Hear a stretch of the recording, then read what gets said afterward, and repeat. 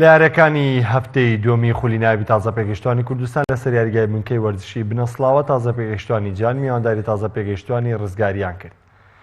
لە خولەکی 11 هادی سەباح یاریزانی تازە پێگەشتوانی ڕزگاری بە هەڵا گۆڵ یەکەمی لە سەرخۆیان لە سوودی جیان تۆمار کرد، بەڵام بەر لە کۆتاییاتنی نیوە یەکەم و لە خولەکی چواری زیادکرا و پێنۆمەر توانی گۆڵ یەکسانی بۆ تازە پێگەشتوانی ڕزگاری تۆمار بکاتەوە.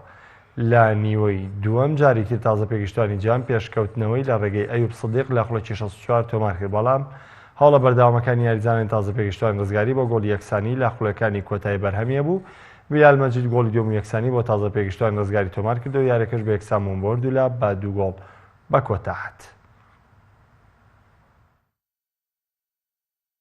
باڵێ بێگومان یاری باشمان کرد، ئەو تیپە لە ئاستیەوەی ئەمانە بن، بەڵام خۆ دەزانیمە ڕێگاکەمان دوور و ئێمڕۆ لە سەعات 6 بەڕێکەوتوین چواری نوگەیشتنە یاریگا.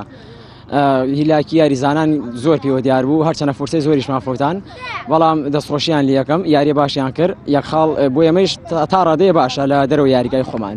یاریەکە دەبا لە ساڵی خۆمان بە لەبەرەوە یاریگای خۆمان بوو، لەسەر ئیسراعەت شاتین بۆ یاری لە یاریزانەکان، بەڵام ئیتر کەمیل یاقەی تیپمان وەی لێکردکەوە بەو شێوە تۆپانەکە بگۆڕێ و نەتیجەکە بۆ شێوەی لێبێت. ئەگەر یاقیان باشە تیپیمە بەڕاستی نەتیجەش باش دەبوو، زۆر باشتریش دەبوو.